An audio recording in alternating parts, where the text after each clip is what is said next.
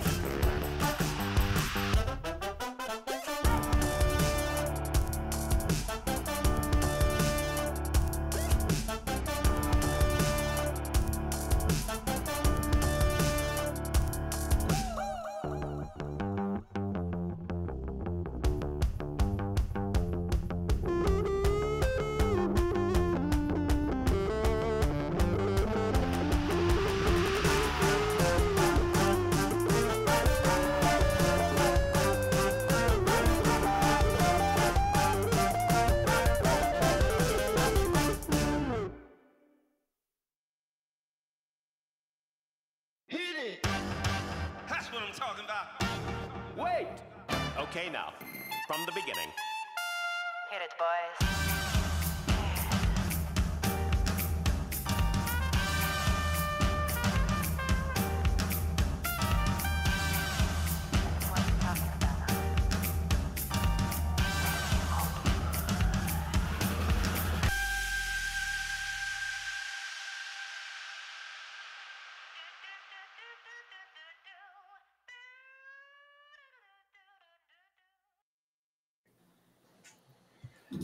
Hey, everybody. Welcome into the Arena, a multi-platform gaming news podcast. This is episode 167. I'm your host, Expat, along with my co-hosts, Burley of Burlyman Gaming, Turn-Based Carl, and Leah, the Hatless.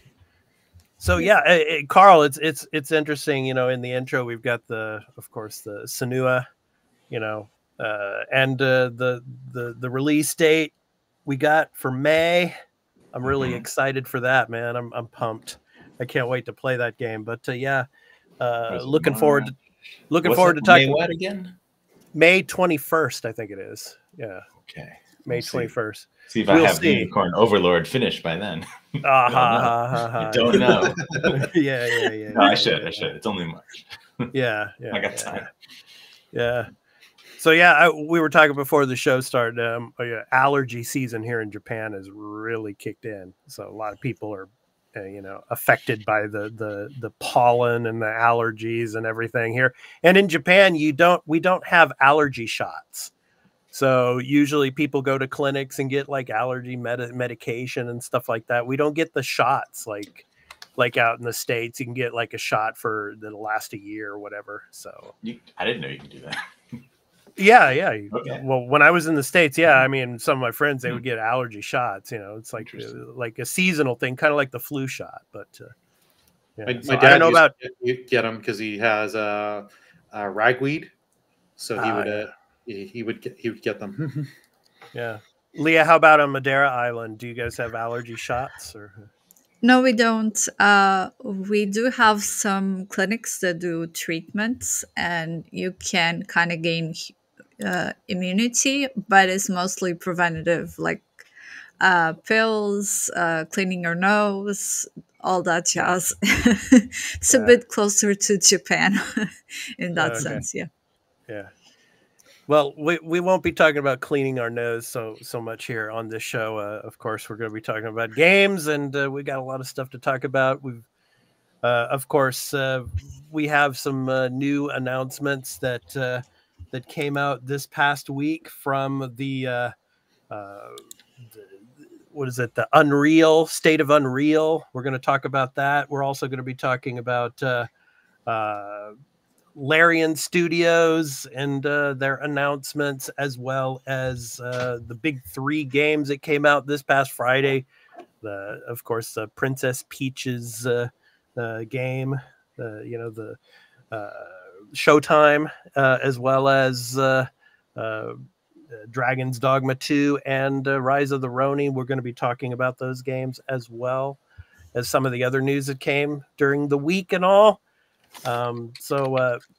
Next up, we're going to get into the games that we've been playing this week before we get into the news beat. But before we do that, for all of you audio listeners out there, there's going to be a brief pause here, and we're going to tell you where you can find this podcast in audio and video formats. So here it is. All right, guys. All right, let's talk about the games that we've been playing. So, Carl, I'll start with you on this one. What have you? Are you still playing Persona 3 Reload? No, I finished it. Oh, okay, you finished it. Wow. I rolled credits. Uh-huh. Very happy. Great game. Still, it's not okay. So like Persona 5 is still the best for sure. And I still even put 4 over this game because 4 does a better job with the characters, sort of like delving into each of their like storylines and giving them all better, I would say, personalities, more defined in that game. This game, I think the story is the weakest part of this game. While it's not bad, it's just overall the plot is it's definitely has pacing issues. And at the end, I was just sort of like, yeah, okay, like it's again like sort of the same thing as Persona 4 and 5. Like if you know the drill, like it's the same kind of thing happening, just a little different way.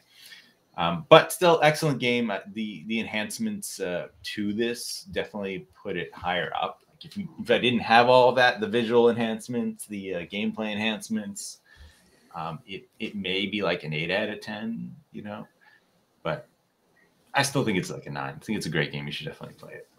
I did start Unicorn Overlord, which, I mean, I was like, as soon as I started playing, I was like, oh, this game is awesome. I'm going to love this so much. It really is just like Ogre Battle, but there's more flexibility, right, in setting up your units. Because you have obviously frontline, backline, and you can position them anywhere you want in the grid of like 6 in a unit. And each character is going to take different actions automatically, right? So the battle is like when the units meet, they do automatically battle, and you can set all kinds of different, like even like minute like not commands, but sort of like conditions as to when they'll use certain abilities. Like if you want them to target like low health enemies or high health enemies, or like there's like spear attacks that hit all units in a row, right? So you can say, all right, target rows that have more than 1 units instead of so they don't like so they use their abilities to the best possible or how you want it to play out. Of course, units have strengths and weaknesses. Gear can give you different special attacks. So again, it's another way you can change what kind of attacks are available per character. There's the overworld, which is something that wasn't in something like Ogre Battle, where there's like a main overworld map, and you get to walk around it once you're free. And there's towns that you can go to, and you can buy stuff, and then you can do you can bring them deliveries, which they want you to find like resources that'll then improve the town and add. So you can sort of build up the little towns, and it gives you bonuses. But then you can do certain things like assign someone to be at that town and get resources for you automatically. There's side quests that you can find. So depending on where you go, you run into someone and they'll tell you like, oh, something's happening, at this village. We're being attacked by this person, and this is whole. And then there'll be little stories though, because like they'll be voice acting and they'll tell you what's going on, and then you can choose to do the battle, and then it sets you up in like a battle map, and then there might be special conditions that can happen, right? So like there's like dialogue options that can happen with units within the battle, and if you don't do them, the battle will play out differently. So those are always cool. There's choices to be made. So like early on, there's a choice where you defeat the guy, and he's like, oh, he tells you some story about like I was stealing from these people because my sister was sick, and I needed to get the money, and I didn't believe him, so I'm like, no, throw this guy in jail. But you can let him go. And throw him in jail. Why not execute him? Well, he was a thief. Other people can be executed. But But that choice was the jail one. So like, I'm not sure how that's going to play out later, what happens, but I think, certain characters might join you depending on how you do it. But yeah, there's interesting characters, that you can, the visuals, of course, are amazing. Like the art style is fantastic. I like the battles. Like a lot of times I start skipping them when the outcome is like very obvious, you sometimes have to have the unit attack the same unit more than once to actually finish them off. So sometimes I'll skip them, but other times I don't skip just because like I just love looking at it. It's just pretty to look at, even though the outcome is obvious, sometimes. So, and then there's what do they call them? Like valor points that you can spend on special abilities on the overworld map, so you can activate certain things like ranged attacks that can happen on the overworld or buffs that can happen and other various things. Like there's just tons of level of strategies to it. Right. And it's the story is interesting enough. The characters I like, there's the voice acting is good. It's a great game. Cool. Leah, what have you been playing? I dipped my toes a little bit into a game called Oxygen Not Included, developer Clay. I haven't touched that game in years, like 5 years, and I decided, okay, let's see how it is. And boy, it's complex.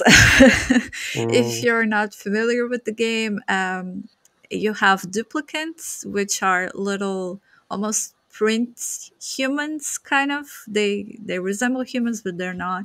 And you're left on an asteroid, and you have to build your space base. And there's a lot of elements that come into play. The temperature, water. If they have certain elements like comfort, light, and of course oxygen, can't run out of oxygen. And the game really changed a lot. It's very complex, so I kind of gave up because the learning curve is very steep. So I mean, if you enjoy strategy games, building your base, really complex games, this is the game for you. I think people would really enjoy it. Nice. I would recommend. Nice. Burley, how about you? What have you been playing? Well, the main and obvious one, Final Fantasy VII Rebirth. I've been chugging my way through that. I'm now at the gold saucer, so I know I'm about to hit mini game galore. And this game has already had a lot of mini games in the, I don't know, I think I'm close to 20-something hours in, so it's going to be very interesting there. But I also played another game that actually released in February called Penny's Big Breakaway. I was gifted a key for that. No, cool. A very interesting platformer that I don't recommend picking up at full price, or if you're going to pick it up, really wait on a sale because the game is undercooked. It's got a lot of you can touch walls and fall through them and die. There's a lot of this game needs at least half a year to a year of just polish and just fixing a lot of things. I see. Well, I've been playing Rise of the Ronin, and it's interesting. You start, there's a long kind of, like a prologue at the beginning. I'm not going to get into spoilers, but as of course a Japanese historian, it's interesting how you see these particular factions at the beginning of the game. They're fictionalized, actually, and you do a character creation between two different characters, and it's interesting how I felt at the beginning that you were going to play as both of these characters, but it seems like you're only playing one of the two characters, but you have to do character creation for the both of them at the beginning. And so you move on, and then you get some, of course, tactical training when it comes to how to use swords and how to parry and everything. This game is basically Neo mixed in with Ghost of Tsushima. Especially when it comes to the fighting techniques and all. But going back to the historical aspects of this game, you have a mission where you have to go to the black ship. It's 1853, and you have to try to kill Perry, Commodore Perry, of course, who was one of the major figures in history that helped open Japan up at the end of the Tokugawa era. And I'm just like, you can't kill him. You can't kill him, right? So I mean, it's a mission that you have to do. I'm not going to get into the specifics of the mission, but the way the ship is structured and the way it looks, it's very accurate historically. I thought that was really cool. And then you get into, after that mission, then the game starts and you head towards Yokohama. And it's 5 years later in 1858. And that's when the open world aspect of the game starts. And it's really beautiful. I mean, the colors, just the way that they make the scenes look of mid 19th century Yokohama looks really cool. So it's really interesting. That's as far as I've gotten so far, but yeah, I'm really liking it so far. But yeah, a blend between Neo and Ghost of Tsushima, especially with the open world aspects of the game. It looks a lot like Ghost of Tsushima. So yeah, it's good stuff. But anyway, so those are the games that we've been playing. So good stuff. So now it's time to move on to our weekly news beat. So the first story that we're going to talk about is PSVR 2.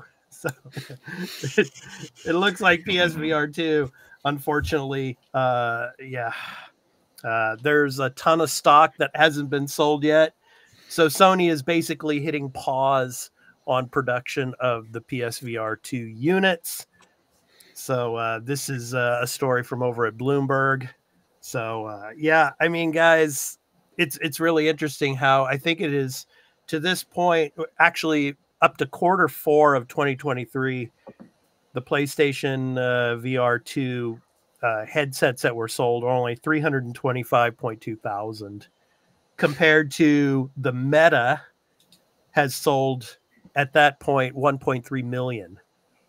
So, I mean, yeah, it's a big disparity, and it's almost at the point now where it's like Sony might just have to fold up and discontinue it completely. I don't know, man. They've got like millions of units still in stock that they haven't sold.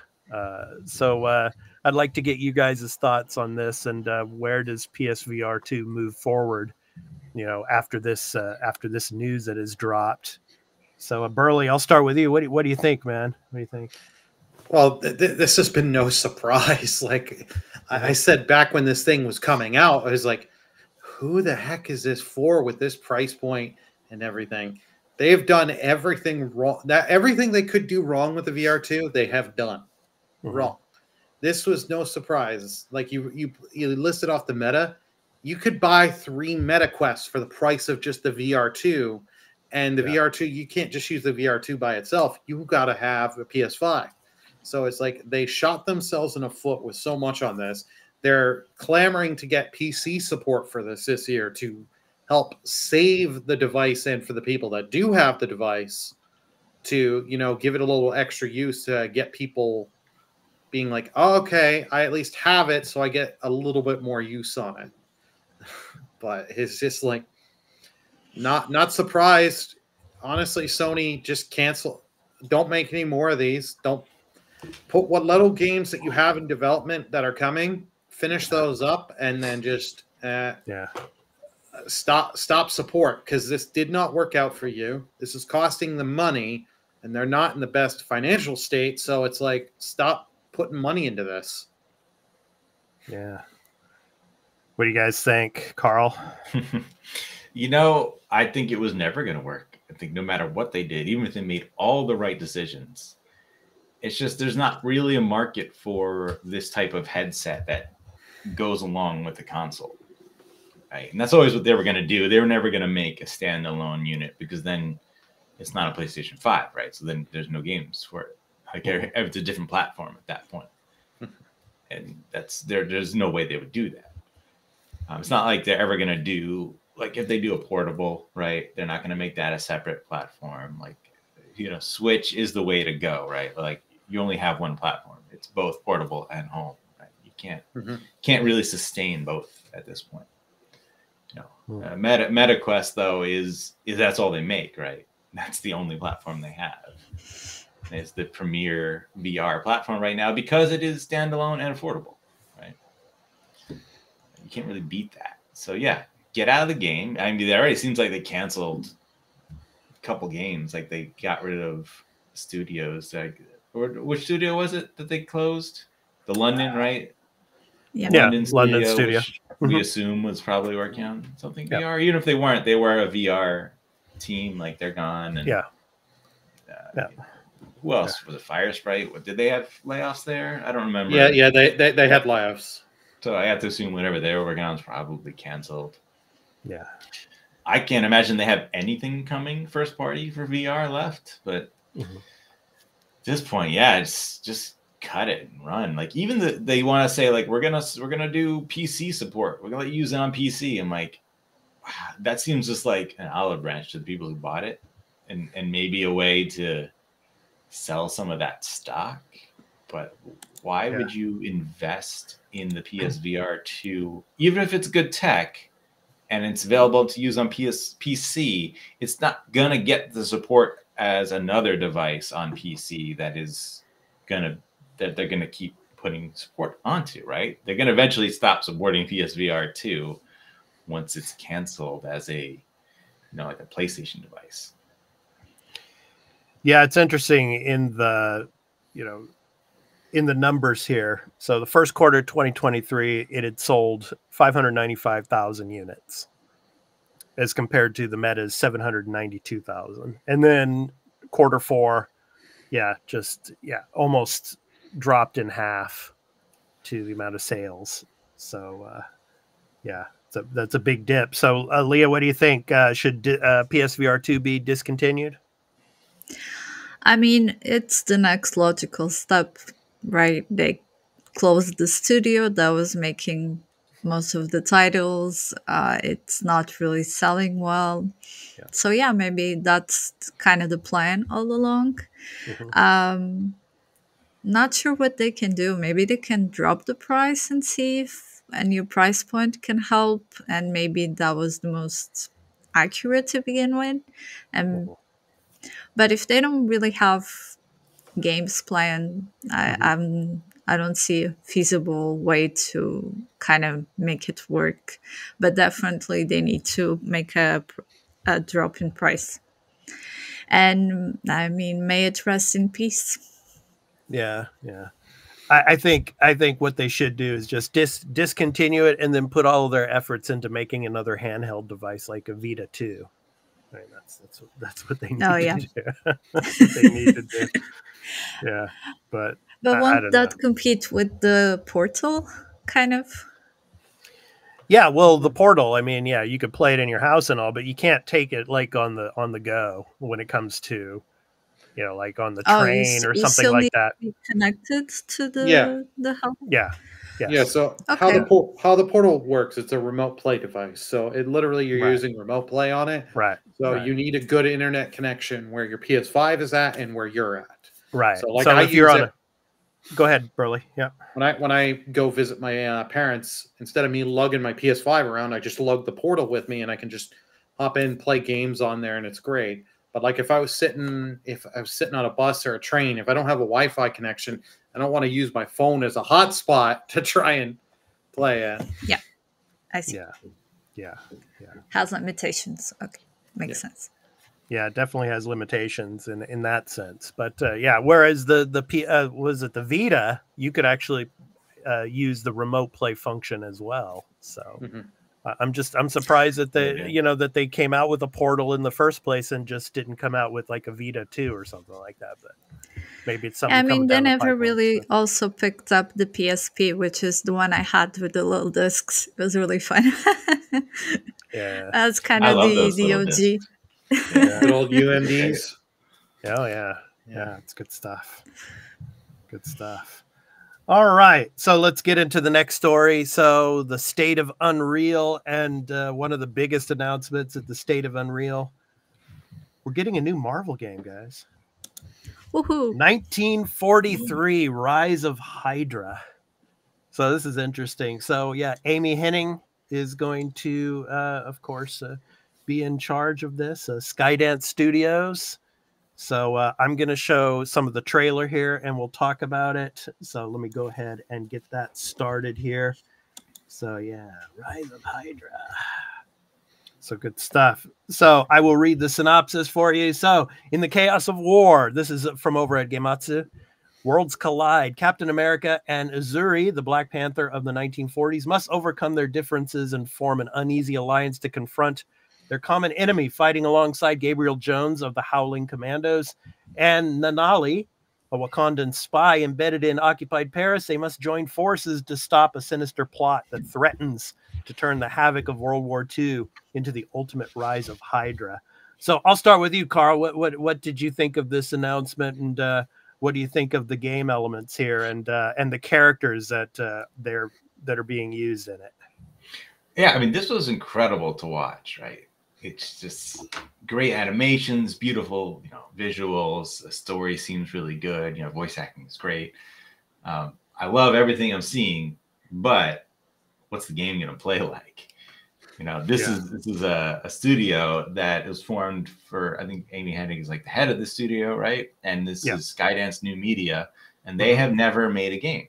So as good as this looks, I don't know what to expect in terms of actual controlling this game, depth of gameplay, scope. Like, there's nothing.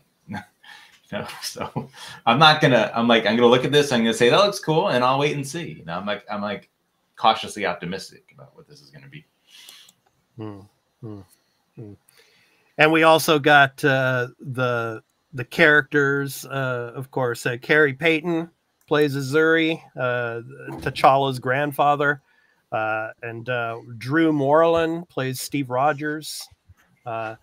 Megalyn Ichi Kunwoke plays Nanali. So it's a pretty big cast here. So cool stuff. So Rise of Hydra. So, yeah, it's interesting how that T'Challa's grandfather and Steve Rogers, they in this trailer, they don't really like each other so much, and they're kind of at odds with each other. But obviously they have to form some kind of alliance to fight Hydra and all. So Burley, your thoughts? Yeah, I gotta agree with Carl. This does look great from what we're seeing here, but the only thing, like, we have no gameplay, so you see nothing. Like, how is this gonna play out? Like, are we gonna be swapping between Captain America and Black Panther? Are we swapping, or is it gonna be one mission you play as Captain America, one mission you play as Black Panther? So we don't know too much on gameplay side. It's going to be interesting to see where they go with the story on this, but it could be just like, for like story reason, they don't get along because Captain America, we got to do this the American way, and Black Panther's like, no, we got to do this my way. Yeah. This way, so like clashing of ideals and all that. Yeah, and a couple more on the cast. Lynn Renee plays Julie. So a key ally in the French resistance, and Joel Johnstone rounds out the cast as Howard Stark. And also, in addition to the cast, the original music from Grammy Award-winning composer Stephen Barton. Skydance New Media was thrilled to announce that the original score from Barton is going to be used. And he's best known for his work in film, television, and games, including Star Wars Jedi Survivor, Star Trek Picard, Apex Legends, Titanfall, and 12 Monkeys. So yeah, so pretty cool cast there. So Leah, what are your thoughts on this announcement from Skydance? I mean, I got really excited because the first Captain American movie is my favorite. I love the whole World War II setup, and I think it's really interesting because they seem to be doing a different approach with Steve Rogers. He seems a bit more brooding, I guess. Chris Evans was very light and fun and very righteous, and this one seems to be a bit more complex. So maybe we'll have like a different approach to the character. I envision this being more story focused and maybe a bit of linear gameplay because I feel like the focus would really be on the characters and the story. It's a Marvel movie. New media implies that it could be like a new experience. So maybe closer to like a Last of Us, maybe. Wait and see, I guess. Yeah, yeah, good stuff. And we also got an announcement on the Unreal Engine, and they were showing some of the Dune. So I'm gonna go ahead and play a little bit of that. So let me go ahead and get in here, and I'm going to move it over to about the 3-minute mark. So Dune Awakening. So we get to see that some part of Dune there, but let's see. There we go. So this is playing in Unreal 5. I think it's Unreal 5.2. And they were talking about the full version is being released at the end of April. I think 5.4 is going to be coming out. So what are your guys' thoughts on the Dune Awakening scenes in Unreal that they showed here at the event? So Burley, what do you think? Oh, this just looks so beautiful. Like when this came out, I had to put this on my 4K TV. Just look at this. This just looks so good. And it's just like, just seeing from like, because we had the tech demo of Unreal with that Matrix game a few years back, and then you see this with this. Oh, this just looks amazing. And it's just like seeing what the potential that they can tap within Unreal Engine 5. It's just like, cannot wait to see what some other developers and other people can do with us. Yeah. Carl, what did you think of this? It looks cool. I just, it's a survival game, right? So like, I don't know how that's going to play out with the visuals on this level. Those games usually like they're still like vast in scope, right? So like, it doesn't having high end visuals like that doesn't usually seem to work. So yeah, they do it. That's cool. Yeah. Leah, your thoughts on the graphical aspects of Dune Awakening with Unreal? I mean, it looks like a movie, honestly. It looks absolutely amazing. You can't really tell that it's generated by computer or its graphics. Pretty interesting to see Unreal develop more and more on realism. I think it is interesting that the big games they're showcasing are also like IPs, movie IPs. An interesting path for Unreal, I guess. Yeah, for sure. And also they announced, besides, of course, the Dune Awakening, the Epic is integrating MetaHuman to UEFN, and also Epic will launch a Fortnite season developed on UEFN. So those are some of the other announcements. And the creators will get access to elements from Rocket Racing and Fall Guys, as well as Lego assets. So pretty cool stuff, yeah. So, yeah. So as I said before, 5.4's full release is coming at the end of April. So, yeah, good stuff. So, yeah, we've got that. So we had the State of Unreal, and then of course the Game Developers Conference is going on as we speak. Or actually, that's finished now. What I meant to say was PAX East is going on at the moment as we speak, and the GDC was this past week as well. So yeah, good stuff. All right, so next up, let's talk about Larian. So Carl, Oh, you brought this story up. So no, Baldur's Gate. Yeah, Baldur's Gate 3. We're not going to get a Baldur's Gate 4, it seems, or probably for quite a while. And it probably won't be done by, it's not going to be done by Larian. So Larian seems to want to move on from the D&D type of franchise and make something completely different, which, I mean, why not? They just won Game of the Year. They're probably soaking in the sun on the beach and, you know, thinking about their next project and all, and they don't want to do Baldur's Gate anymore. so what are your thoughts on this, Carl, and why are they discontinuing to go for a Baldur's Gate 4? Your thoughts? You know, I mean, I understand they probably just want to work on something else, right? It's not like they've been working on Baldur's Gate for such a long time, right? Baldur's Gate 1 and 2, that's a long time ago. It's just Baldur's Gate 3, right?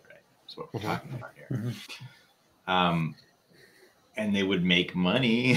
They would make a lot of money. Like, I don't know why they aren't making some DLC. That seemed like if you want to move on, maybe just do like a DLC expansion that would make a ton of money and then go on, because I want to play that. Like, there's so much to do and add in this type of game and world.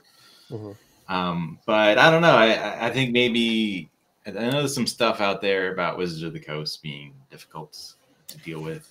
There's been a lot of issues with them, with a lot of the things they own, like, you know, Magic Gathering, Dungeons and Dragons, and the tabletop game. So maybe that's sort of part of it too, and they just want to move on to some other. They don't want to be involved in, you know, that IP, that company. Yeah, I don't know if they're going to make something unique. They're going to go back to their own, you know, was it Divinity, or are they going to make a new IP, or are they going to work for someone else with another established IP? I'm interested. Yeah, what was it? They were saying that Divinity Original Sin, there was going to be like a new one created or something, and then they went back on that and said no, it's something different. Okay, yeah, I mean, I don't. I think that, you know, the Dungeons and Dragons IP in this case really helped this game be much more successful due to the rise in popularity of it recently, right? So if they were to go back and just make Divinity, you know, Original Sin 3, like, it's not gonna sell as well as Baldur's Gate 3, just because of that popularity, right? That Larian is like on a higher level now, but I don't think that automatically means that whatever Larian's next game will be anywhere near as successful as this. So, well, it's interesting. I'll see what they do. I'm sad because I wanted to see more from them. I think this means now, like, I don't think I'll ever see another turn-based RPG video game based on Dungeons and Dragons anywhere near this good for decades. Maybe not in my lifetime. Like, I don't know. I don't know if that's going to happen again. Like, these guys just nailed it so hard. Like, I can't see anyone else doing that. I wanted to see them play in the D&D, you know, world with different campaign settings, right? Because this is Forgotten Realms, which I find to be the most boring. Not that it's bad, but it's just the most standard fantasy that you think of. And there's other possibilities out there that I would have loved to see them take a stab at, and not going to happen. So, Leah, have you played any of Baldur's Gate 3, or are you thinking of playing it? And what do you think of this news? And do you think it's time? It's interesting that Hasbro actually has the rights to, I think it is the Wizards of the Coast. They bought Wizards of the Coast. Yeah. So Hasbro made a ton of money off of this game as well. So yeah, I mean, your thoughts on this? And should Larian make Baldur's Gate 4? I mean, I'm sad for the fans of the game because they wanted the DLC, obviously, but I feel like maybe it is kind of, this news is to kind of end those rumors and be like, no, that's it. It's Baldur's Gate 3 and it's over. And I mean, we don't really know what's going on companies. Maybe they simply can't make one due to copyright reasons, or you know, they're still working out an agreement with Wizards of the Coast, or you know, any other IP related to that. We don't know. There's a lot of also business decisions that go into if a game is made or not. Right. So yeah, I mean, they did a great job because the game seems fantastic. I haven't played it yet. I'm curious to try it, but it is what it is. I guess we'll wait and see what comes next. Yeah. Yeah. So Burley, is this kind of setting precedents? I mean, has there ever been a situation like this where a game of the year studio the year after comes out and says we're not going to make a sequel? Yeah, I would say this is precedent because I can't think of anything that one game of the year and we're like, yeah, we're never going to do anything in this license or IP ever again. like this was huge, but like I'm not surprised for DLC because they put a lot into Baldur's Gate 3. There, if you want a game that is you're going to get the content, the bang for your buck. If you sit and play it, you're going to get your money's worth because of just how much content and everything there is in there. Yeah. I think this is telling that of, hey, we don't want to deal with Wizards of the Coast. And they're probably also, they don't want to be just become, if they say, yeah, we'll eventually make a Baldur's Gate 4, but it's going to be a couple of years down the road. Any other project they do, why aren't you making Baldur's Gate 4? Why aren't you making Baldur's Gate 4? Why are you doing Divinity, or why are you doing a new IP? It should be Baldur's Gate. I think they just don't want to get pigeonholed where they're stuck and tied to Baldur's Gate so much, which I can respect. But nothing again they do, I think, is going to be Baldur's Gate 3 numbers. I'm sure they're going to their next whatever game, if it's a new IP, Divinity or whatever, they're going to get more eyes and more viewership on it because people are like, okay, they put out a great game, great quality and all that. And they keep even though the game has been released for a while, they're still, as they're updating the game, they're constantly adding and fine tweaking and changing things to people that are playing it. Right. Yeah, I was just surprised because imagine, say, if CD Projekt Red said, okay, like after Witcher 2, for example, we're not going to make a Witcher 3. You know, we're just going to, throw it off to some other studio or whatever, So I thought this was pretty surprising news. But I mean, especially with the success of Baldur's Gate 3 and, winning Game of the Year and all and stuff. But, because usually a game that's created after is usually as popular or even more popular. So it could make them a lot more revenue. But yeah. So, yeah. And, now, Baldur's Gate 4 could be made by a different developer because Larian doesn't own it, right? So someone could get someone else. So maybe one day we could. I mean, I was just thinking of who might do it, and actually, this company called Owlcat Games. Okay, yeah, because they recently made that Warhammer Rogue Trader, which is another like CRPG like that, turn-based. And then I realized I was looking into them that they also did the Pathfinder games, and Pathfinder is another tabletop RPG that is very similar to D&D. So they seem like they'd be a good option, but it's going to be hard to follow that up. Yeah. So yeah, that was some surprising news this week for sure. So righty, there's gonna be a lot of eyes on what they do next, that's for sure. Yeah, definitely. All right, so it's time for the topic of the show, guys. So got 3 big games that came out this last Friday. So obviously one of them on the Nintendo side. I think there's the other multi-platform. Yeah. So and then the other PlayStation focused. Yeah. So, but So let's start with Peach. Princess Peach's Showtime. So it's been getting pretty good reviews. So I'm going to go ahead and start this up so you can see it here. So this is the trailer for Princess Peach. But anyway, we got some interesting news. It's the first game in 25 years that's directed by Goemon designer Ebisu Etsunobu-san. So pretty interesting. And also, the game has been getting pretty good reviews. VG247 gave it a 10 out of 10. There were some there were some other. GameSpot gave it like a 7 out of 10. IGN gave it a 7 out of 10.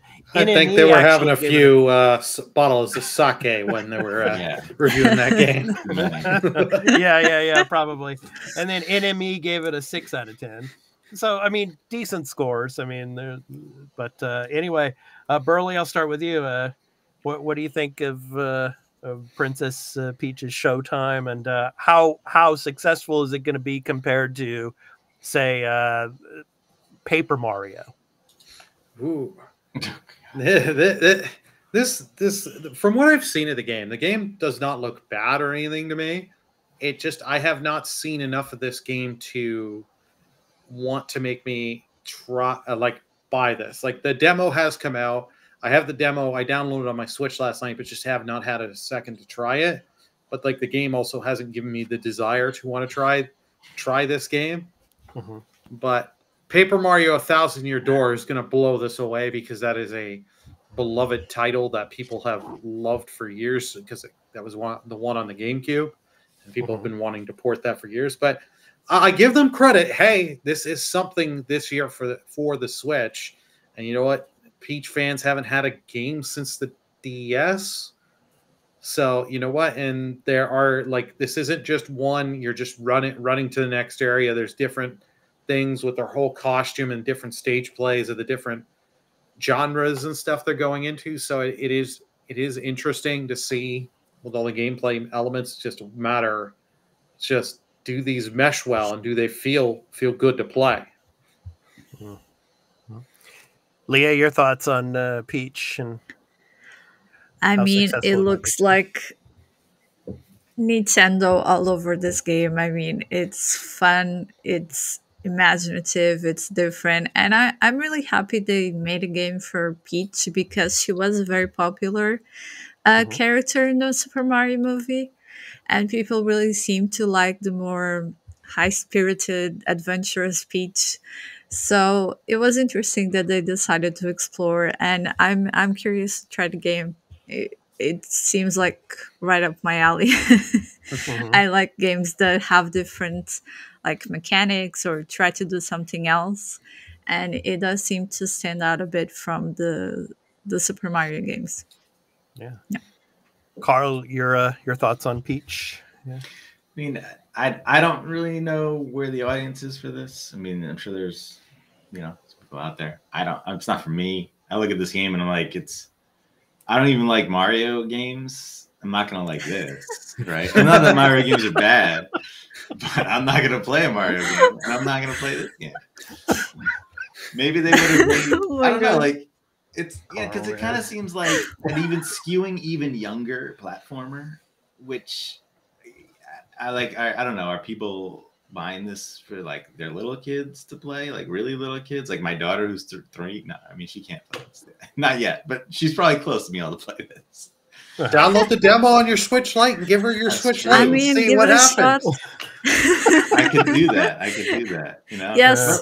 I don't know, An experiment for the podcast. Can Carl's daughter play Princess Peach Showtime? I should try that.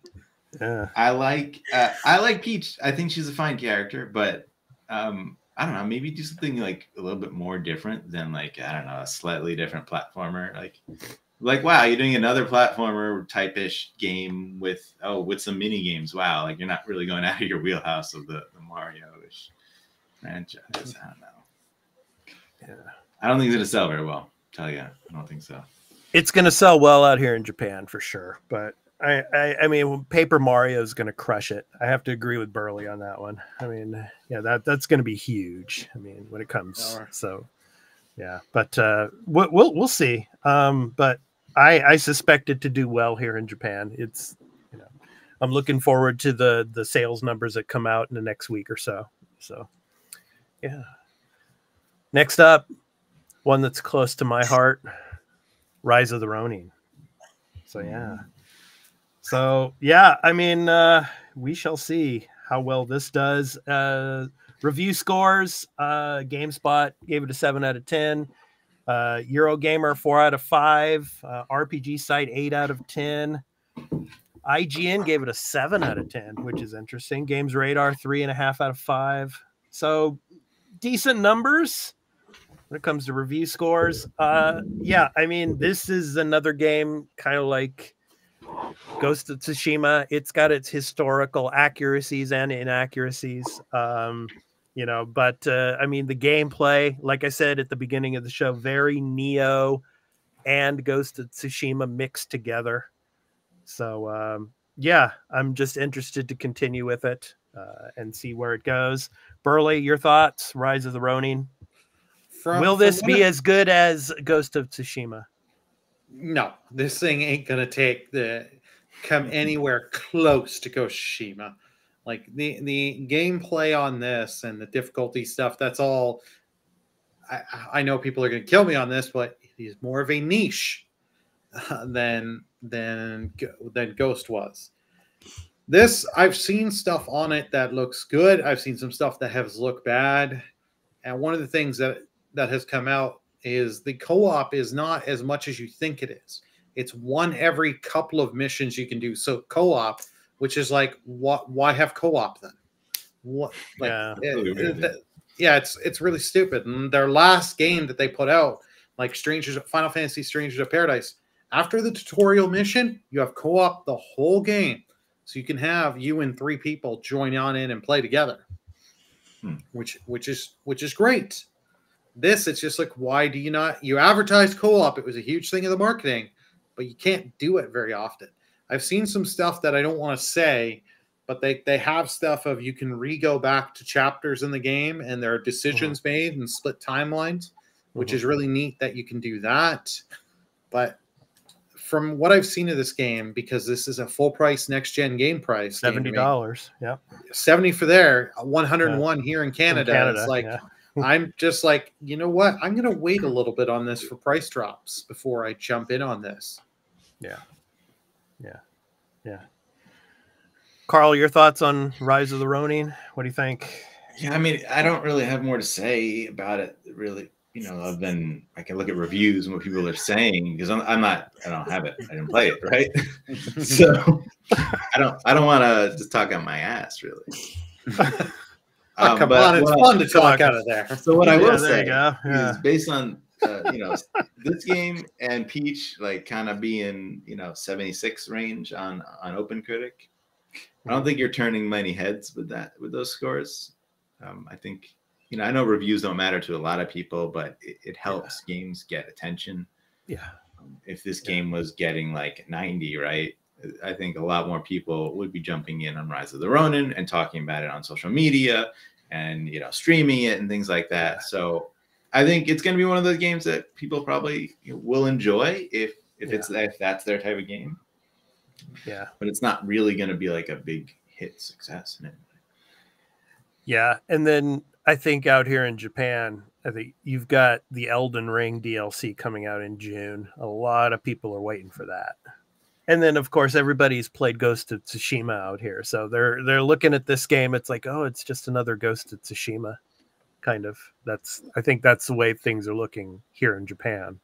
But or they're waiting for Ghost of Tsushima to come to PC in May. Oh, yeah. Yeah, for sure. Oh, yeah. That's a big thing as well, too. So we shall see. All right, next up, let's talk about Dragon's Dogma 2. Yeah, Burley's got his case there. Yeah. So hey, I got it physically. I figured might as well show it off. Yeah, let's go ahead and take a look at this. So, Yeah. My unicorn overlord thing. Now, what's the deal going on here with all of the review bombing on this game? I mean, I guess over on Steam, it's been getting review bombed. So, I mean, what's the deal with it? Yeah, they're saying that that there's issues with frame rates dropping because of like so many NPCs in different cities and things like that. What are your guys' thoughts? I guess Burley, I'll start with you on this because you know you showed the case off first, so go for it. That's right. Show all the case off first. You get to talk first. Mm-hmm. Exactly. Yeah. I've only put a little over a half hour into the game. But the whole review bombing on Steam, yeah, there are issues on the PC version. I haven't experienced them on the PS5, but I can understand that. But one of the huge things is this is on all the platforms. They have microtransactions up the ass of, hey, you don't want to get these items in the game? Give me money. Give me money. Like I posted on Twitter, like the Steam. If you look at the list, there's 21 items you can buy on Steam. Before tax, it's $56.87 Canadian. Burley, I have a gift for you. Here you go. I'm going to show it to you. There you go. Yeah. Thank you. Yeah. So look at that. 21 items. And like, it's just like, really? You can't even like, I'll give it, like the soundtrack there, the second item, fine. Like the sound stuff, that's fine. I'm not too bad on that because like if people want the soundtrack and stuff, they can pay for that. That's fine. But you know, oh, you want a key to get out of jail? Yeah. Oh, you want a character editor because once you did your character once, you can't edit it again? Nope. Give us $279. It, like warp this is location marker. What is that? Is that fast travel? Yeah. Yep, you can buy more fast travel. Oh my Oh, god. that's This is something mean. like expat has known me for a few years. This is something I hate with Capcom. They just will find anything they can to milk and dime you, nickel and dime you out of everything. For the love of God, people, if you like the game, it's fine, but do not buy these microtransactions because if you do, it just enables them and shows you, oh look, on Dragon's Dogma we sold 350,000 of the items of the microtransactions, so definitely we got to put it in the next game. And it's like, why Capcom? Why do you have to be this? And why do people have to be dumb enough to spend money on this stuff? Do not give them the money. Because the more you do this, not just Capcom does it, but other companies, more and more companies are going to see, oh, this sold this well? I guess we can do it. Get a little negative press, but people still spend the money. Yeah. Leah, your thoughts? Dragon's Dogma 2. Oof, like by that price, I can buy a real necklace, I guess, for $2. But I mean, I had no idea they had microtransactions. Is this a full price game?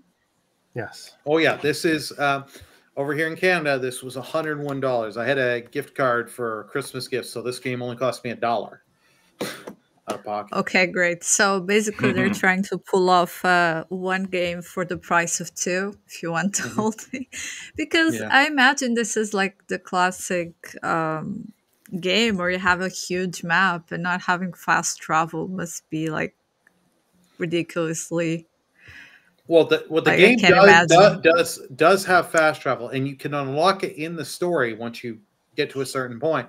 But the thing is because there's currency involved in the game to fast travel. Like if you've played Horizon Forbidden, the Horizon games, you had the fast travel packs, and that it's like that in this. But if you want more of them, you don't want to make them, craft them, or buy them in the game. It's like, here you go. Here's a convenience fee. Yeah, it's like you're telling me that within the game, there's a limited amount of resource to edit your character and fast travel. Is that what you're saying? Yeah, like well, regardless of if you pay for it. The fast travel, like you have a limited number of the items, but you can always make more and buy more of them in the game. But it just doesn't. See, that's the character editor pisses me off because it's like, what if I started out this way, but I got this cool looking armor that's like all blue and stuff, and I want my hair to be blue to match with it and all that, style-wise and stuff. Nope, you got to give us money. That is absolutely terrible. That's kind of looks like those free games you have on your phone. It's like, oh, but if you pay this much, you can go a bit faster. Yeah, I was just about to say that. Yeah, it's like a mobile type of game type situation. Yeah. So I don't know. It seems like the worst of both worlds of the pay the game and then I don't know. We'll see. But are you at least enjoying the game, Burley? Yeah, I am enjoying it. One little nitpick that I have so far for what little I've played into it, because if you've played the first game, it's very reminiscent of the first game. One thing that I still hate is that you'll be talking with a character and they've got multiple lines. They'll finish a line and it's like press X to get their next line. Okay, why can't I just have auto where they'll keep going and say all their lines? Yeah. I hate that because I'm like, ugh, hit Yeah, X. I don't hear think the everyone line. has gotten in, like every developer hasn't really gotten into that yet. I know like the Atlas games do it now; they all have it. Octopath Traveler, I think. They did that for another code. In another code, you can press A or to continue the dialogue, or you can press the L key and they will act the dialogue until the end and you don't have to click anything. That was really cool because it is a story driven game, so it's basically like a light novel with puzzles. So the fact that I don't have to click all the way, it just goes automatically, it's cool. So I understand what you're talking about. Really, it must be frustrating. Oh yeah, and I'm only a half hour in. And this game's going to Good be luck. like 30 to 40 hours easy. So the story, so it's going to be like, I'm hoping there's some setting that I can change, or in a future update that they change that. Because that's just so stupid. It's gonna cost you $1. Oh no! Skip dialogue. Don't give them ideas, Leah. For the love of God, don't give them the Capcom. If you're listening, you do it. I will make a video. Capcom, hire me. I can be your part-time how to suck money out of players. Oh no! Give me a percentage of the fees and we'll talk. Oh, Yeah, no, the percentage of the fees go to the arena, Leah. Yeah. Yes. We'll split the profits. No worries. There you go. Okay. All right. Good stuff. All right. So yeah. So it seems like this is the worst case scenario as far as microtransactions like ruining the reception of a game. God, this sunlight's really can't avoid it. All you viewers, Carl, he's gonna have to get some blinds for his. I know, right? There, yeah. Because it seems like review wise, this game is incredible, right? Like it's a really great game. But the narrative is sort of playing out that like you're doing some of the worst practices you can for like especially single player game in microtransactions, and the response is, I think, understandable and the right call. And on a PC, I know they're more sensitive to things like poor optimization. So I get that. Like I know I saw that people are struggling to get 60 frames per second with high-end PC hardware, which again, not good. Yeah. They said de novo is another thing I saw people complaining about. Like, but I don't really. I get that. That's not a thing that I really care about. That's the copyright protection software. A lot of people on Steam particularly hate that. So it's got those 3 check marks against it, and that's where the Steam problem is coming from. On console, I don't think as many people care about any of that stuff. So the microtransactions people will probably ignore and not really care about. But those little nickel and dime things, like on PC particularly, those are kind of things that like PC players like just kind of mod and hack, and trainers and things, like software to get to do that stuff. So to them, it's like it's insulting to do that. On console, you're sort of locked and you can't really cheat or get around things in other ways. So this is a game that I think people were looking at and like, this has got game of the year potential. People were like, this could be, like kind of almost anointing it like before it came out. And I think this is gonna take that away. Like it's probably a game that'll get nominated, right? But like, it's not gonna be a front runner as it is right now. Yeah, who knows? No, I agree with you. This is not going to be a front runner. This hurts it.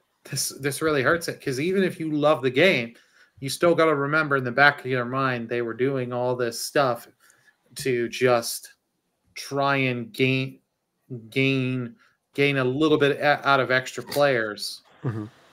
Where if they just from everything I've heard, the game gets really good and great game, and it's like all you had to do is you leave that out. keep it as a great game. Yeah, you're going to patch stuff and fix certain things. And then if you want to make eventual extra content, you make content. DLC. Could you imagine if this situation with microtransactions would have been there with Baldur's Gate 3? Would that have affected its game of the year potential? It would, for sure. I mean, look, if I couldn't freely like change my character appearance whenever I wanted in that game, which costs you literally nothing, I can respec my character whenever I want in that game, which I don't know how it does in this, and it costs in-game money, but like very little amount. Like it's not a big deal. Fast travel, of course, you can fast travel whenever you want, anywhere whenever you have anything you've unlocked. Like gating those things off, if you did that in Baldur's Gate 3, I mean, the game would be, I would think, would be compromised. Like, I don't think it would be as successful.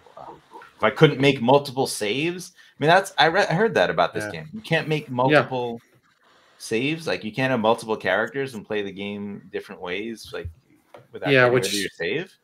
Yeah, which is stupid. I do not like that, because it's like, oh, I started off mage. If I want to play as an archer or a swordsman, it's like, nope, I got to delete, make another. Like, just certain decisions that they did with this game that just makes no goddamn sense. Like, this isn't the 1980s or early 1990s where you have a 1 megabyte on the ROM board of the cartridge to save. Yeah, that's really insanity. Like in Baldur's Gate 3, again, the great example. If I've spent hours and hours making new characters, starting from the beginning, playing it a little bit differently, just to see what I liked, just to see different options, how things play out early on with different choices. And that was a huge amount of fun I got from the game. Like, you're telling me I can't do that with this game? It's messed up. Yeah. Well, we shall see. But anyway, 3 big games the end of March here. So March was a fun month of gaming. So let us know in the comments. Unicorn overload. Let us know in the comments, everyone, if you're playing either Princess Peach's Showtime or Dragon's Dogma 2 or Rise of the Ronin. Let us know, or any of the other games that have come out this month. And let us know what you feel about it. Let us know what you feel about the microtransactions that are in Dragon's Dogma 2 and all. So we'd love to hear from you in the comments. So, all right. So it's time to move on. So our new game release picks of the week. So for the week of March 25th through the 31st, and you can go to releases.com and check out all the games that are releasing this month and through the rest of the year and beyond. So releases.com. So first up on the list this week is from Carl. So Carl, what game do you have for us? We have Grandia HD Collection. Grandia narrates the journey of Justin and his allies as they vie against the malevolent Garlisle forces to unveil the secrets of an ancient civilization, dive back into a game celebrated as an instant classic and hailed as one of the most influential RPGs ever. I don't know who would say that, but it is a very good RPG. I actually don't think I've played Grandia 2, but the first Grandia I loved, has a very unique battle system that has definitely influenced other games.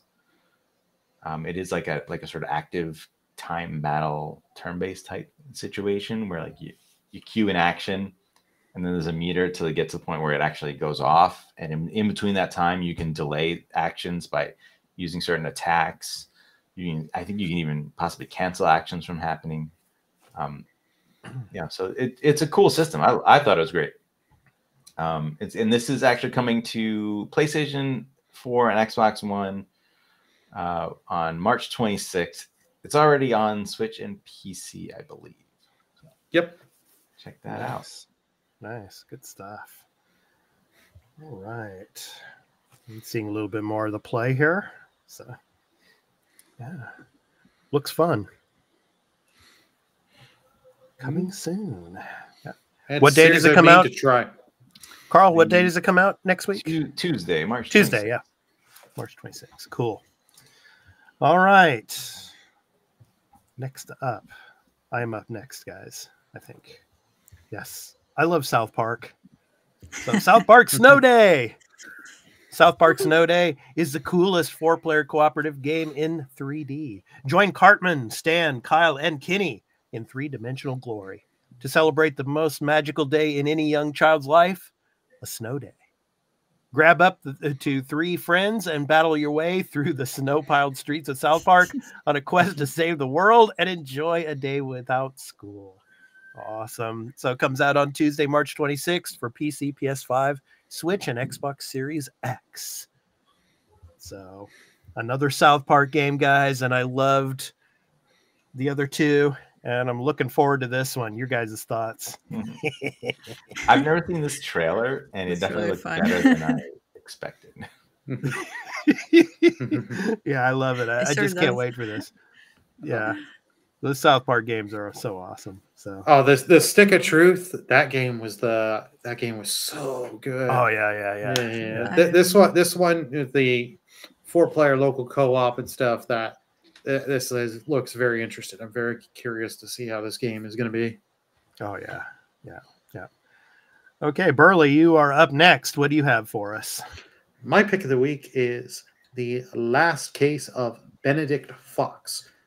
Plunge into a realm of decaying memories as Benedict Fox, a self-proclaimed detective tethered to his demonic companion, exploit this unholy bond to investigate the minds of recently departed, gathering clues while unraveling the enigma of sprawling, dilapidated mansion, the scene of the young couple's gruesome murder and their child's disappearance. Engage with a sinister, captivating world filled with secret societies, forbidden rituals, and ruthless crimes, all portrayed through the mesmerizing Burton-esque art style in this arcane adventure. It's coming March 26th to the PS5, or PS5, Xbox One, Xbox Series X, and PC. For one reason, they left all the platforms only on the one side on releases.com. But it's only coming out now on PlayStation. It was already right. out. Okay. This game launched into Game Pass. Right. In Right. fact, it still is on Game Pass. Yeah. Still is on Game Pass. Yeah. I love the art style of this. The art style looks so good on the. Yeah, it's really cool. And the story also seems very interesting. Yeah. Fun stuff. Yeah. Good stuff. All right. Okay, Leah, you're up next. What do you have for us? Okay, my pick of the week is Pepper Grinder. It was one of the indie games that was presented in the indie stream of Nintendo. Pepper Grinder is an action-packed pirate adventure starring the titular Pepper, a seafaring soul with a passion for prospecting and grinder, her superpower drilling device. Shipwrecked and robbed of her treasure, Pepper must spin up her trusty sidearm to reclaim what the mischievous Nardling stole. Armed with Grinder, Pepper burrows through terrain and water, controls machines, and pulverizes all enemies, blocking the way towards recovering her missing fortune. With interest, Pepper's progress will not be that simple, however, as mysterious beings begin to emerge from old shadows. It launches March 28th on PC and Switch. I just think it's a really fun game, platformer. You just grind your way towards. Love the game name as well, Pepper Grinder, because like the pepper grinder is the pepper. You grind the pepper on, literally. So it just seems fun. Cool. Great art style. Yeah. Yeah. It looks great. Yeah, it's good stuff. Awesome. All right. So those were the picks of the week. So you can go to releases.com to check out the games that are coming this week for the week of March 25th through the 31st and for the month of April and beyond. So releases.com. So for all of you audio listeners, www.releases.com. So please go and check that out. All right. So next up, we got the second wave of March for Game Pass. So Carl, take it away. What do we got, man? All right, coming March 20. All right, that's already March 20th. So it's already out. The Quarry. Evil West. already out as well. Then on March 26th, Terra Invicta. Then on March 28th, a big one, Diablo 4. Console, Yes. PC, and actually no Cloud. Cloud is missing. Yeah. They got still tied up in all the what's the deal? Ubisoft thing that they got going on? Yeah. So we got the first Blizzard game there. So I'm still waiting for the first Call of Duty to jump on to Game Pass. Will the floodgates open next month? Probably not. I'm thinking probably summer. We'll start to see stuff. Yeah. All right, March 28th, Hot Wheels Unleashed 2 Turbocharged. Wasn't that was one that was delayed? I think I remember like something happened that got pushed back. Then we got Open Roads, March 28th. This is a day one Game Pass game. Interesting looking indie. Ark Survival Ascended on April 1st. And this is Cloud PC and Xbox Series X and S only, no Xbox One. That's because this is the like redone next gen upgrade Unreal Engine 5 version of Ark. So very curious to see if that plays out well. That game is still fairly popular, I think. And then you got F123 is saying it's cloud only. EA Play April 2nd. That must have come out earlier, and they're just adding it to cloud. And then Super Hot Mind Control Delete on April 2nd. That says making a return to Game Pass. Oh, I love it. That 3.5-inch floppy disks. Yeah, good stuff. It's very nostalgic. Hey, you mean the Microsoft Save icon? Hey, when I used to work at a software development company back in the early 90s, I used to handle hundreds of those a day. Yeah, those and the 5.25-inch floppy disks. Yeah. See, I've never dealt with 5.25, but I have dealt with the other. I believe I played Super Hot last time it was on Game Pass, however long ago that was. But it's a great game. Definitely check that out. I recommend The Quarry. I own that. That is such a good game, and the choices and all the decisions you can go with it is so good. Yeah, I've never played any of those, and I know that's one of the better ones. I would love to play The Quarry. Seriously, play The Quarry. The characters are great. The actors that they got for it, and all the mocaption. And there are going to be just some characters there you just have to see and want to see them die. And those of you out there waiting to play Diablo 4, having that Game Pass patience, here's your chance. Also, by the way, I want to bring that up. The Persona 3 Reload expansion pass is available for Game Pass Ultimate owners. It's under the perks, in case you're not sure how that works. Once you activate that, you do own it, right? So even if you if the game left Game Pass, of course you'd still have to buy the game, but you would still own the expansion pass. And this is going to give you right now it's only a couple extra little things, but it's going to give you the episode Aegis, the answer, which is like an additional sort of epilogue sort of game. That's going to be later this year. And, cool. So that's cool. I'm excited because I will definitely play that now, and I wasn't sure if I was going to before. Nice. All right. Okay, Burley, it's time for the PlayStation Extra and Premium. So what do we got there?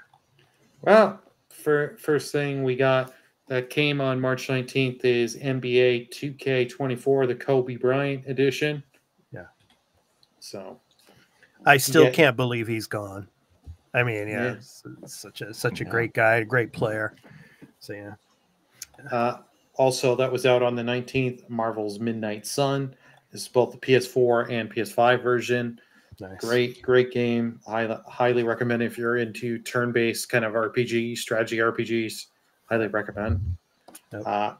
Also on March 19th was Resident Evil 3 Remake. That's both PS4 and PS5. Yeah, I would say if you haven't played it and you liked RE2 Remake, try it through this, dude. For the love of God, never pay full price for RE3 Remake. It's a good game, don't get me wrong, but you will feel cheated out of your money. It's short. It's short. Really short. And also Lego DC Superheroes that came out on March 19th.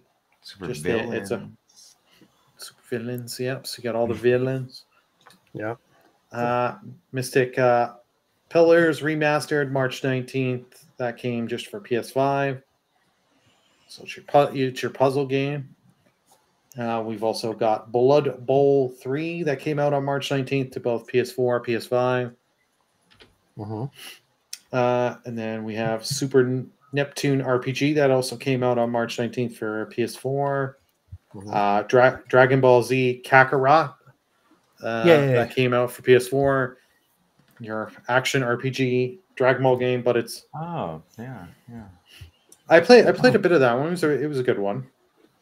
And then here's what you're getting in premium: Jack and Daxter: The Lost Frontier. That was a PSP game, if I'm not mistaken. I believe they ported it. It had a PS2 version port that came out for PS4 and PS5.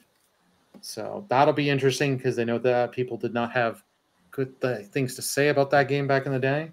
Cool Borders, the original, the PS1 game, that came on March 19th to PS4 and PS5. God's Eater Burst coming to PS4, PS5. It was a PSP game. And also the Phoenix Wright Ace Attorney trilogy that came on March 19th for PS4. And Objection! I just had to throw that in there, Burley. Yeah, it's all good. JoJo's Bizarre Adventure All-Star Battle R that came out on March 19th to I believe this is just PS4.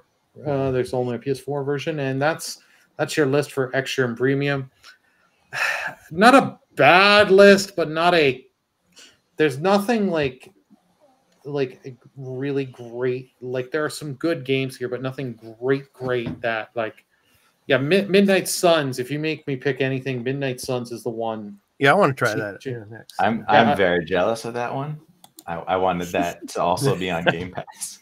I saw that ahead of time. Like, oh, they didn't announce Game Pass. Maybe it'll also be there because sometimes these games cross over. Like Resident Evil 3, right? Was also maybe next month. But no, didn't happen. Maybe next month, Carl. Maybe Carl, the light that's shining in is saying get PS5 and get extra.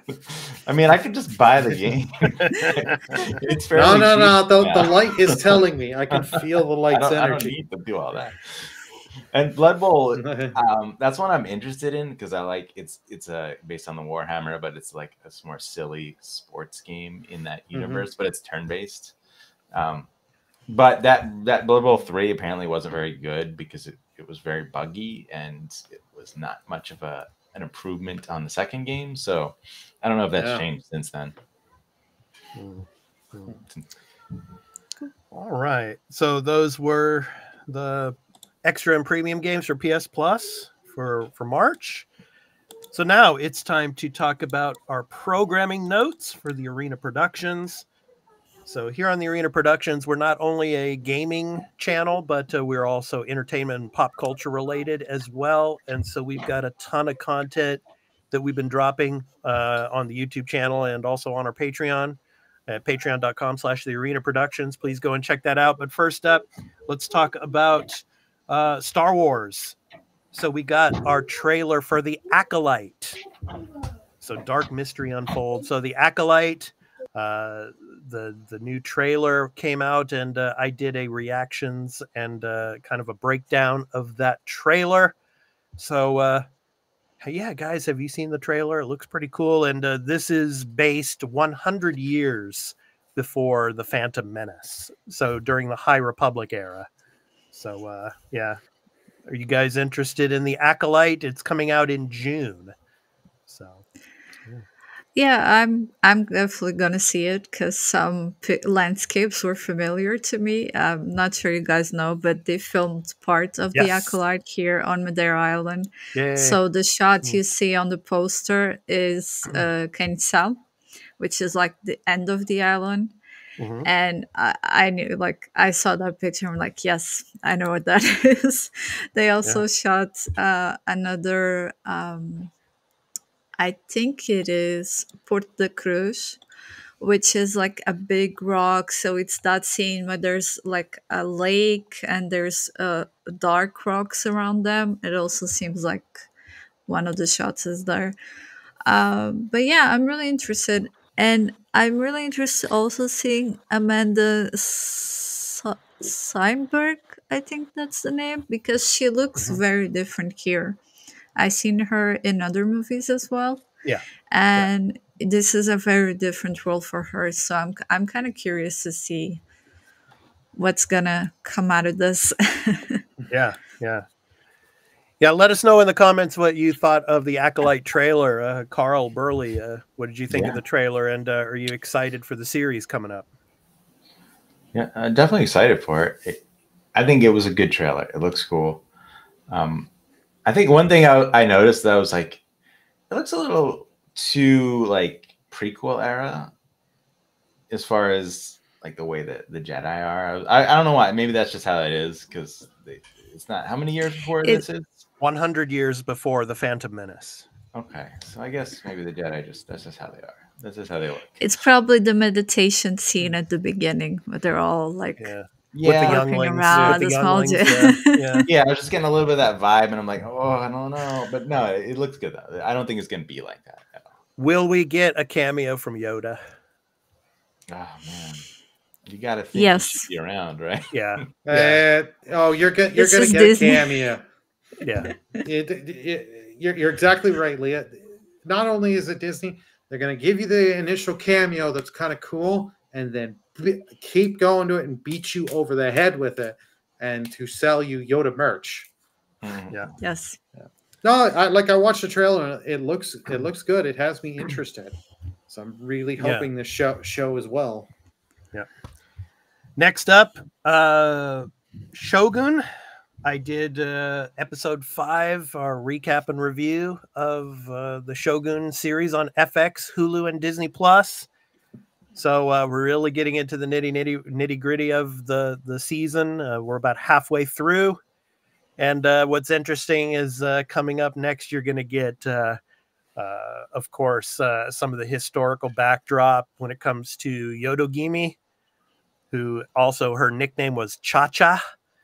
And she was very politically influential in Osaka during the time of Hideyoshi's son's, upbringing. And you're going to get a lot of her in the next episode. But this is the episode 5 review. And if you want to kind of understand the cultural misunderstandings of the West and of Japan, please watch this episode. It's very, very well done. So, yes. Anna Sawai, she's really awesome as Toda Mariko. And, of course, Sanada Hiroyuki, he's amazing as... of course, Lord Toranaga. So, yes. I've fallen a bit behind on Shogun, but have they gotten rid of the spastic Portuguese already? Are they still plundering around Japan? Well, in episode 5, no spoilers, but the Portuguese are not really shown in this episode. It's basically Blackthorn and some of the main characters that are focused on in the episode. So really good stuff. I highly recommend this series. It's really, really well done. So yeah, Shogun episode 5 unveiled. So please go and check that out here on the Arena Productions. And then up next, back to Star Wars, The Bad Batch, the final season. So we get Fennec Shand. She is back. So, of course, voiced by Ming-Na Wen. So, friend or foe. So my recap and review of the latest episode of Star Wars The Bad Batch, Season 3, the final season. So, yeah, really good stuff. Please check that out as well. Yeah. And then also, you'll have to excuse me, everybody. My voice is going because of my allergies here. Japan, the allergy season is kicking in.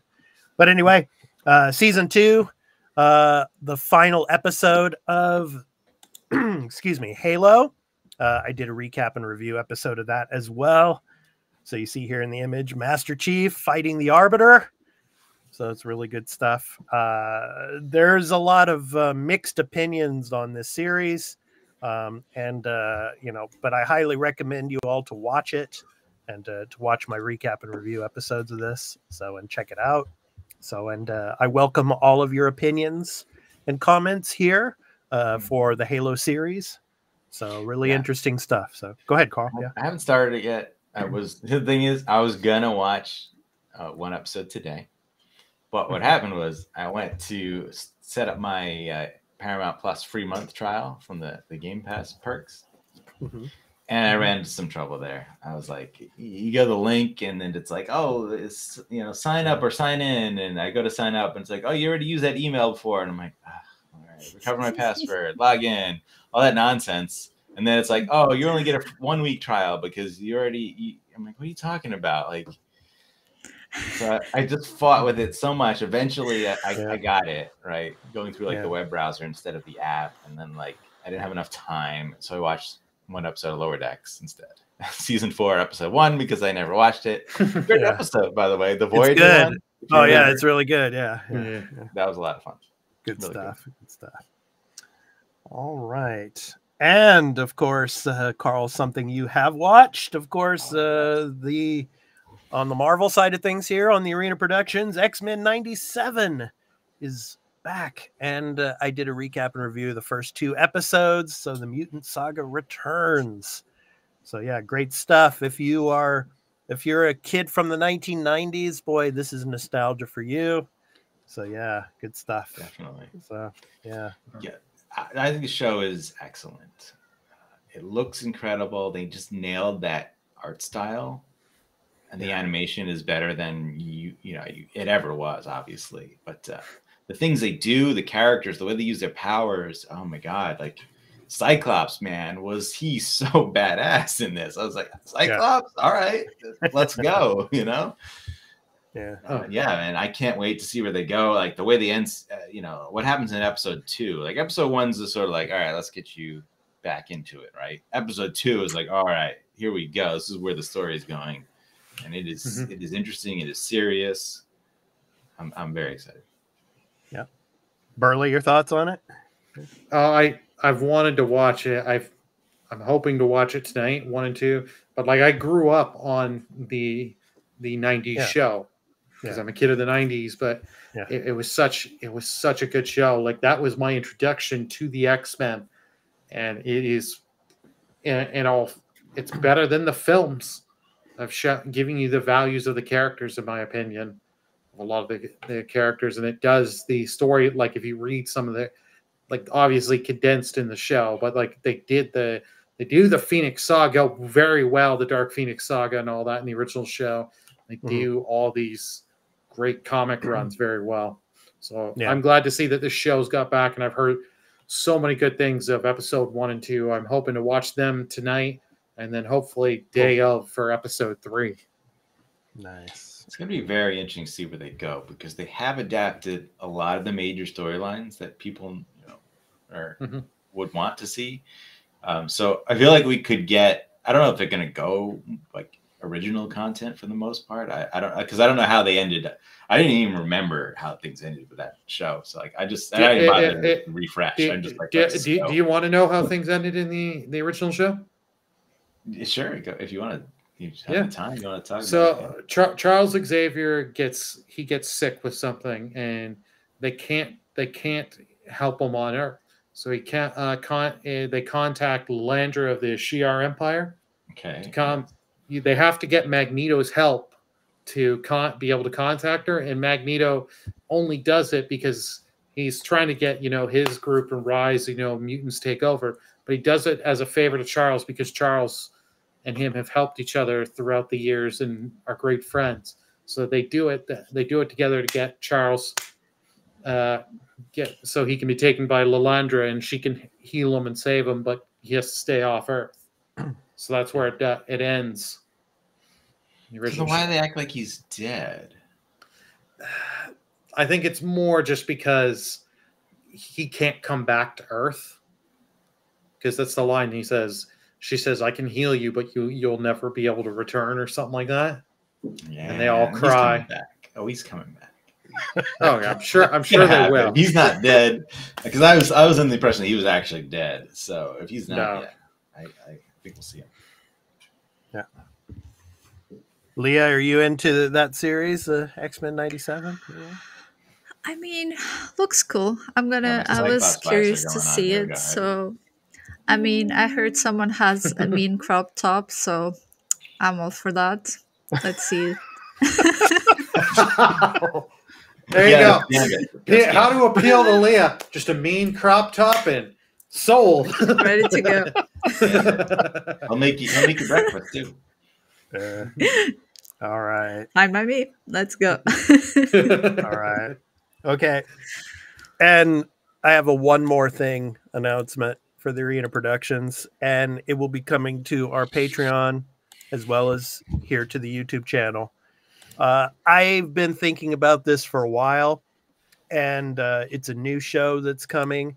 And of course, I'm based here in Japan, and I follow the video game scene here in Japan as well. So why not do a show specifically about the gaming news scene in Japan?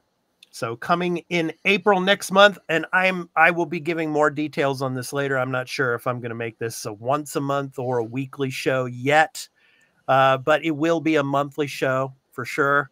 But I'm going to introduce this now. It's called the Digital Dojo. Ooh. So Japan's monthly gaming news beat. So I will be hosting that show either weekly or monthly. The first episode will be coming in April, which I will be announcing later on what specific date in April. And our my first guest will be Genki Gamer. Of course, Genki and I, Genki will be coming on as a guest recurringly on the show once in a great while. And I'll hopefully have some other Japanese guests on the show with me as well to talk about all the gaming news and all the things going on in the gaming scene here in Japan. So the Digital Dojo, Japan's monthly gaming news beat, coming to the Arena Productions next month and to our Patreon. It will go up in early access for patrons as well as for our members here on YouTube. And then of course it will go to the free feeds later on, but each episode will be in early access for our patrons and for members. So the Digital Dojo, yeah, check that out when it comes out next month. Good stuff. Yes. Just like in like Japanese stores and ads, there's no Xbox there. that will probably be a part of the show, a little bit of it, but what is it, Xbox, sir? You might be able to buy it there, you wouldn't know. Yeah. But you know, I'm hoping to get some Japanese developers on the show with me as well as some other Japanese content creators and talk about the gaming scene here. So really looking forward to bringing this show to all of you. So yeah, the Digital Dojo. Yep. Yeah. Leah, you're going to say something? I mean, it seems interesting. I'm not very familiar with the news in Japan, so be cool to see what you guys have to say. You and Genki. Genki also seems like a very interesting fellow. Really. Yeah, Genki will be coming on as a guest on the first episode, and then he will be coming on occasionally on the show when he has time.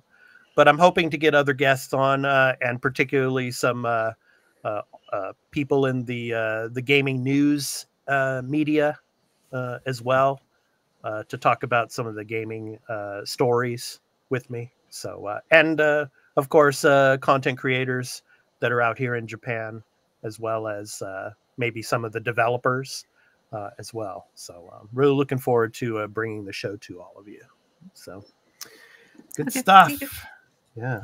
So that is our programming notes for this week.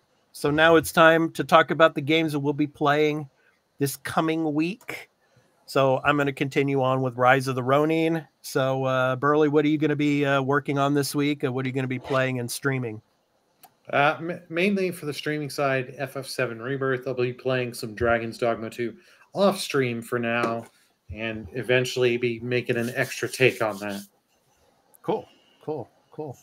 Leah, what are you going to be playing? I mean, now I know there's a demo for Princess Peach, so I'll play that and I'll keep you updated next week. See how the Nice. game is. Yeah, let us know. Yeah, looking forward to your take on the game. So cool. Carl, what about you? What are you going to be playing? Unicorn Overlord. Okay. Just that. The game. I will So you'll have hopefully to watch come some on more stuff. at some point. You'll have to come on the Digital Dojo and talk about Unicorn Overlord with me. Yeah. So. Talk about the greatest developers in Japan. Yeah. Well, it's Vanillaware, but also Atlas is published by Atlas. Yeah. They're just killing it right now, Atlas. I'm thinking after like Persona 3 Reload and now this and like SMT 5 is coming out on Xbox later, and I'm like, should I buy that? I probably should. I was watching reviews for it on the Switch version. I was like, man, I think I should play this game. But we'll see. Cool. All righty. Okay. So once again, we also have a Patreon, patreon.com/TheArena Productions, where you can check out all of our content over there. A lot of our content comes in early access as well. And our post shows that we do, those are also exclusive to our Patreon. So please check out our Patreon as well, patreon.com/TheArena Productions. And the Digital Dojo will be coming to Patreon from next month, as well as to the YouTube channel for members. And then it will go later on to the free feeds. So yeah, really excited for that. So yeah, our Patreon. So please go and check it out. Patreon.com/TheArena Productions. So yes. So yeah. You guys looking forward to April? Yeah. April's right around the corner. Yeah. And, got some cool games coming out then too. What's So in April? Stellar Blade. No, I'm kidding. It looks pretty cool. Gonna have to see reviews on that one though. Guiding light, please shine your light of divinity onto Carl and change his Please. See, even Leah agrees. I even I mean, Chronicles. trash talk Princess Peach. What did Peach do to you, Carl? She's so nice. Exactly. You need to embrace more Japanese companies, Nice not these doesn't- American. Yeah, nice doesn't mean you got a good video game. You could be a good You person. don't know that. You haven't played it. One thing I want to say about the Digital Dojo, though, the show will be, the primary language will be English, but there will be some Japanese spoken during the episodes. Yeah, so but I'll try to put the subtitles in there for all of you, so that need help with the Japanese. So, but yeah, excited for that. So, all righty. So, and one other thing, of course, the Arena Multi-Platform Gaming News Podcast, you can catch it here live on YouTube on Saturdays, 2 p.m. Pacific Daylight Time for all of you out there in the West that are back on Daylight Time now, and 5 p.m. Eastern Daylight Time. So you can check it out on Saturdays when we record live, and then of course it will be here on the YouTube channel afterwards. Of course, a video on demand, and of course, the ad-free versions will be on our Patreon, patreon.com/TheArena Productions. So you can go check it out there as well. So, yeah.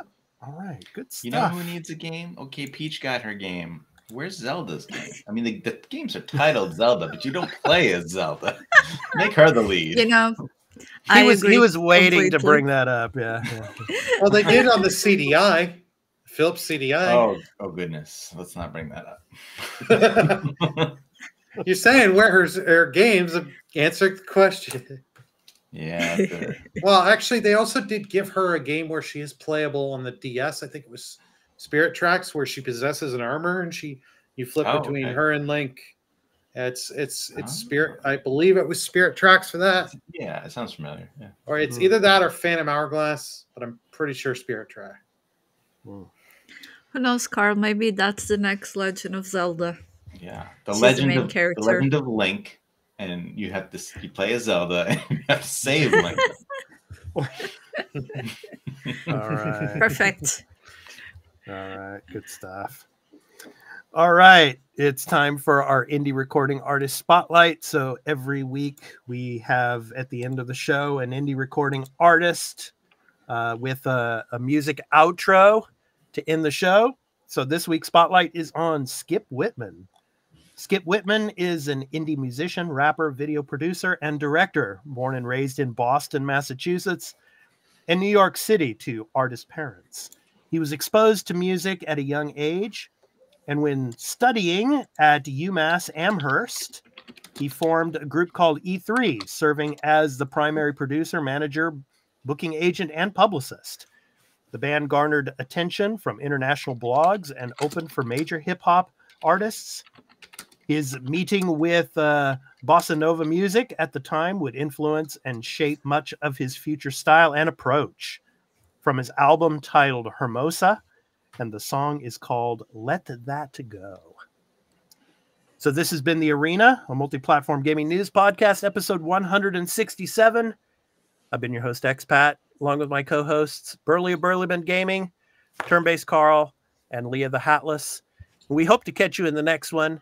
And please, of course, if you like this episode, please be sure to hit that like, subscribe, and notification bell over here on YouTube, and leave us some comments about the episode. So anyway, thank you so much, and we hope to catch you in the next one. So we hope to catch you next Saturday, everyone. So take care and enjoy the outro, everyone. We hope to catch you next week and have a great week of gaming.